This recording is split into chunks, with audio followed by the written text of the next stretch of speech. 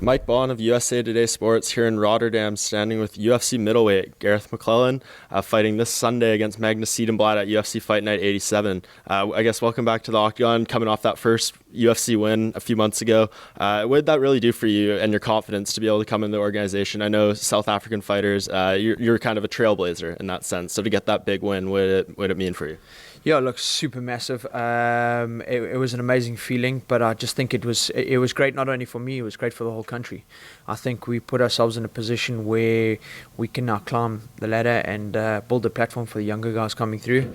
So it was very special in that, obviously I got that monkey off my back in terms of the fight, but I also was then able to go back home and show everybody, look, we are capable of fighting at this level and we are able to compete, and that we just got to keep sticking to the things that we're doing and pushing hard, and hopefully within the next year I'm not the only one. Maybe we can look to have a couple more. I know we've definitely got the talent back home, so yeah, it's just about opening their eyes and saying, hey guys, you're doing the right things and keep pushing. Yeah, and like I said, one of the trailblazers, but going into this third UFC fight, do you feel, from the time you've made your debut up until this one, the scene in South Africa has changed and it's grown more? Yeah, definitely. I mean, it's constantly evolving. What they've done in a short space of time, 4 to 5 years, is incredible. It's extremely incredible. So it's constantly evolving, and it gets bigger. You blink and something else is happening. So from then to now, yeah, I think we got 2 or 3 guys knocking at the door of the UFC. I think they're just waiting for their opportunity. So hopefully we can get a good win, and that just creates some more noise, and UFC start to look back home. Yeah, and this is obviously a good fight for you as well. Magnus coming in on a 3-fight winning streak, but he hasn't fought in, I believe, 582 days. It's been a long time. So what are you expecting out of a guy like this who, he was rolling beforehand, but he's been out with a knee injury, hasn't fought in, well over a year. So how do you kind of scale what you're preparing for? Yeah, look, from what I hear, it's 2 years. 2 years is a long time to be out of the cage. It definitely brings in that octagon rust. It's something that's very real. It's not a myth. So I mean, he's got to deal with those kind of things. He comes out of a good camp, good gym, so I think they're going to prepare him the best way possible. I think he's going to come and fight. He's got the confidence in that he's won fights in the UFC, and then he knows how to win in there. So that makes him even more dangerous. I think he was sitting in the top 28 or 29 in the world. That's a very good ranking to hold. Unfortunately, fell out because of not being eligible. But that doesn't make him any less dangerous. That probably makes him even more dangerous, that he's got to come back and he's got to prove that he belongs there, and he's going to fight hard. We've looked at him. We know what he's capable of, and we've assessed every situation, and we've just made sure we're prepared for that stuff. I come out of a proud country, and we're willing to fight, and that's what he's going to get out of me on Sunday. I'm not going to back down. I think Ireland gave me the confidence to show that I am capable of fighting at this level, and I'm going to give him the fight that he wants. Make sure it goes to plan and come home with a victory. Yeah, and I'll be honest, we spoke with him earlier today, and talking about you, he was quite dismissive of your skill set. He says he thinks he's better in the game at every aspect. So what's your response to that in terms of how you see the fight playing out?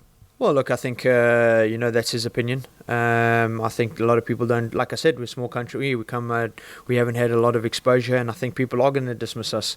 But that's fine with me, you know what I mean? I don't mind being the underdog, and I don't mind coming out of the dark. That makes me even more dangerous, and if you think I don't have the skill sets, then you're for a very big surprise. Yeah, and I'd heard you did some training in Canada for this fight. If so, can you elaborate? Yeah, look, I mean, we've got a great relationship with TriStar.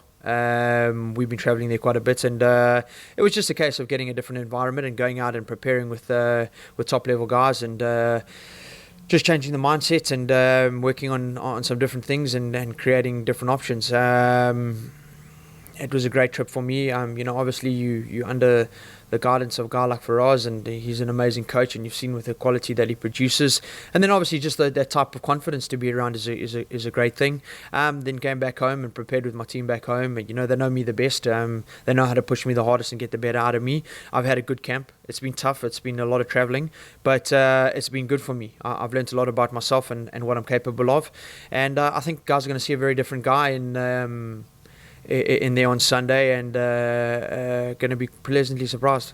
And I know you mentioned the Dublin fight a few times, bringing you confidence and everything. How, specifically the way it ended, 2 seconds left in the third round, I believe, one of the latest stoppages ever in middleweight history. How does that give you confidence knowing that you can finish a fight, whether it's, the first minute or the last minute?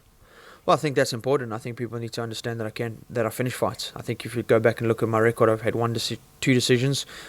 Unfortunately lost one, won the other, but the rest of them have been finished. I know how to finish. That's part of my game, and I'm always looking for that. So, if you think it's going to be an easy night and you're just going to come and steam and roll over me, I've got nothing coming for you. I often say, a lot of people don't realise, but I'm not like anybody's fought. I bring a different dynamic. I fight to the bitter end, and I know how to find the win. I know how to look for things and open holes.